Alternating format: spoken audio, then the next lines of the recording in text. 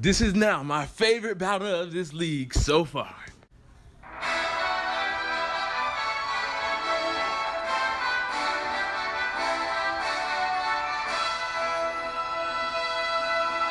Alola everyone, Trayman1 here. We're back with another Pokemon Sun and Moon anime review. This is the first review I'm doing from the new college that I just moved into. So yeah, that's why this review is kinda late. But don't worry, things will be alright. And I'll be on schedule again soon. But yeah, this is episode 135, and I gotta say, the best episode from this league so far. Finally beating the Battle Royale episode for me, because that was my favorite for the longest. And the Ash versus Hal one did catch up, but it wasn't better than that in my opinion. But this episode right here is the true greatness of the Pokemon League. We see so much amazing things. And let's go ahead and get into the summary of my thoughts. Kiawe and Ash do some last minute training basically to get ready for their battles in the semifinals, and that's when Kiawe goes to go and look for Mimo since she is coming to watch the fight. It's interesting to note that Plumeria is watching them, and it seems like she's kind of nervous for Guzman because I don't think she thinks Guzman will be able to defeat Ash, Kiawe, or Gladion, which is pretty interesting. We get to the boat, and it appears that Mimo has already left, and Kiawe is heading like, oh, she's probably going to the stadium to see me, so let's go. And Kiawe takes off, excited to see his sister as always. Mimo actually turns out that she has gotten lost and has ended up running into Team Skull, who bring out their Pokemon surprisingly to attack Mimo. Oh my gosh, Lee. This just really shows, how far Team Skull will go to an extent on how much they don't care about this league. But luckily, Air Slash comes out from the sky, and it's none other than our boy Gladion, just standing there like, scram or else. And Team Skull actually scram because they're terrified of him. They know our boy Gladion has, took them out many occasions. I remember when they first attacked Gladion in episode 27. He took them out with no problem. So Gladion is no joke in this series. And it's funny too, because they say Mimo has a crush on Gladion and she's just blushing and stuff. So Gladion's basically like, I'll help you to the stadium. And that's when he finds out that Mimo is actually here to watch her older brother battle. And he's like, wait, that means you must be Kiawe's sister, which is the case. We get a really nice moment between the two, and something interesting ends up happening. Gladion is reminded of when Lily was a baby, and it's just like, wow, that was so cool. Like, this really shows just how much Gladion and Kiawe are so alike. They're the protective big brothers, and this is really interesting to me. Like, Gladion gets to see that, Kiawe is just as much as a great older brother as he is with Lily, to the point that Kiawe runs up and they hug again, and it's just like, it's such a nice moment seeing this. But this also makes this battle pretty emotional as well, because I know Gladion knows Mimo is going to be cheering for Kiawe the whole time, and Kiawe knows Lily's going to be cheering for Gladion the whole time. So this is going to be a pretty emotional ending no matter who wins this battle, which is like, oh boy. But yeah, after that, we cut to Team Rocket doing their own goofy things. They're selling donuts, and then they decide, oh yeah, we're going to, do our thing, catch all the Pokemon in the league, build a mecha robot, let's sell some more donuts, yada yada. Classic Team Rocket stuff. Besides that, I actually do feel like there is a chance we could see Rainbow Rocket after the Alola League with Team Rocket. Like, I'm not sure if they're going to do it to the extent of how Rainbow Rocket was in the game, but I feel like we may see some Team Rocket attack on Alola after the Alola League's over. And we get another nice viewer and stuff moment, which I gotta say, I really do love these moments of them in the hot tub. To this time, they're about to get out, but a Rangaroo brings them out some fresh berries and honey, and they go back in the pool and eat again. It's just like, oh my gosh. I love these moments a lot. Your boy Guzman shows up all big and bad with his theme playing, and he's like, oh yeah, my foulest brothers, how are you today? They're all hyping Guzman up, and Guzman's talking about how he's going to destroy the league, where Plumeria actually mentions, yo, these Ash, Kiawe, and Gladion, these guys ain't no joke, you got to be careful of them. But Guzman points out, I'm undefeated, right? So I ain't worried about nothing. But Plumeria actually mentions, only if the Grunts knew why he was undefeated. Now, this could be taken many ways. One, it could be because of emergency exit. But that, I thought about it, that can't be just it because there's Scizor too. Like, I really do wonder, why is Guzman undefeated? Like, what is it about Guzman? Like, is there something? Is he cheating? Maybe, I don't know. It's so weird to me. I don't think he's cheating because he seems like he wants to do this fair and square and be tough on his own. But I really don't know what it is specifically. Hopefully, we'll get some answers in the Ash and Guzman fight, as we can see Torcat's kicking butt.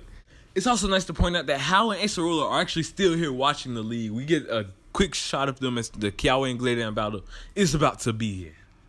And it's interesting because both Torracat and Lycanroc get surprised when they see Gladion's Lycanroc come out. Like, I'm wondering if Torracat may actually get the battle against Lycanroc if Ash and Gladion make it to the finals, of course. We still don't know because I actually do believe Kiawe could make it to the finals. Now, to be honest, I'm okay. I wanted Ash to battle both Kiawe and Gladion. But if I have to pick, I gotta say I want Ash and Gladion in the finals. Like, Ash and Kiawe, maybe that could be a graduation battle at the end of the series, but Ash and Gladion needs to be in the finals, in my opinion. But yeah, after that, the battle begins, and it revealed that it is a 2v2 battle, which is really nice that they're finally picking it up. Hopefully, the next round will be 3v3s at least. I'm expecting 3v3s.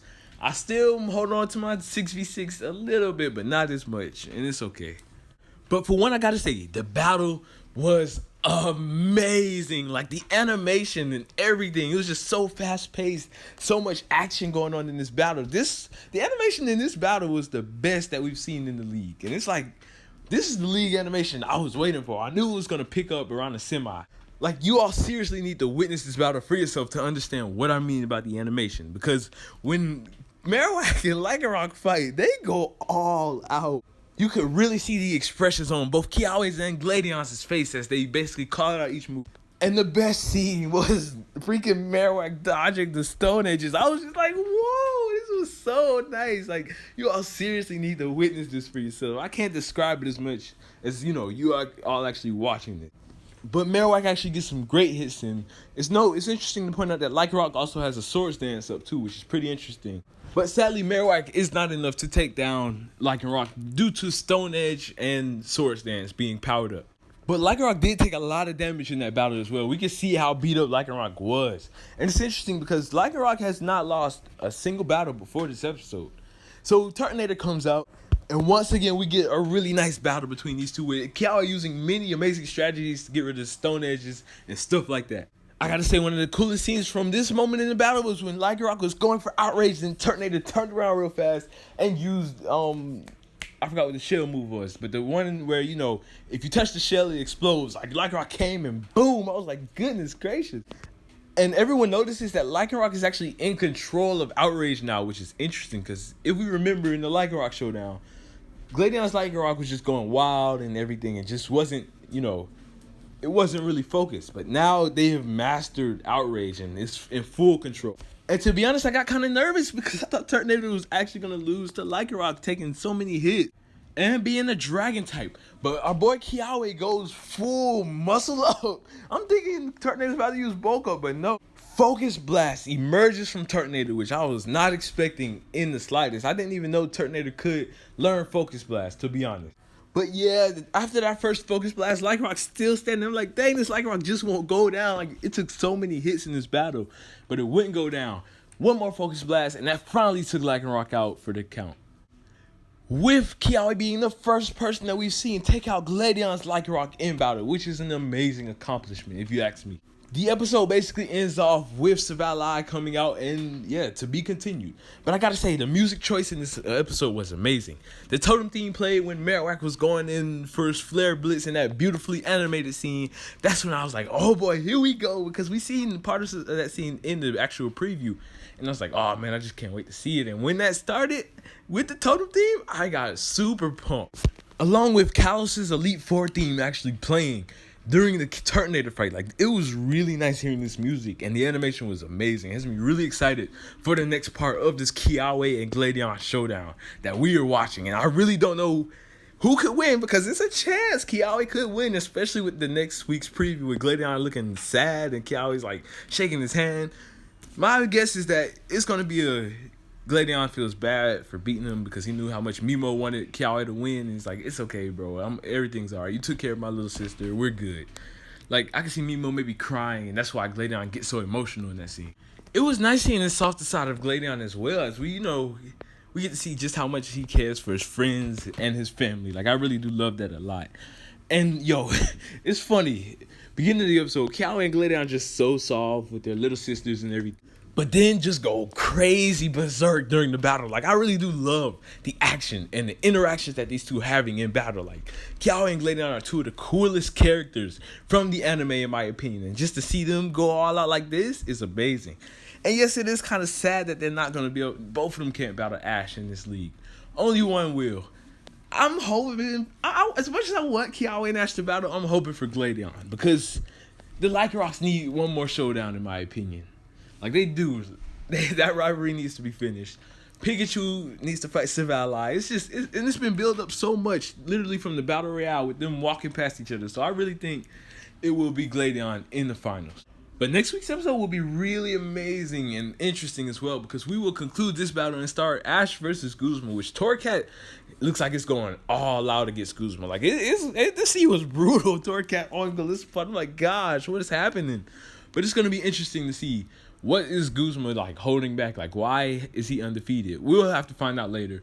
But yeah, in the comment section down below, let me know what y'all thought of this episode. It was very exciting for me. I love the animation. I recommend that you all check this episode out. It's really nice and amazing. Thank you all for watching. I hope y'all enjoyed. Treyman1. Peace out.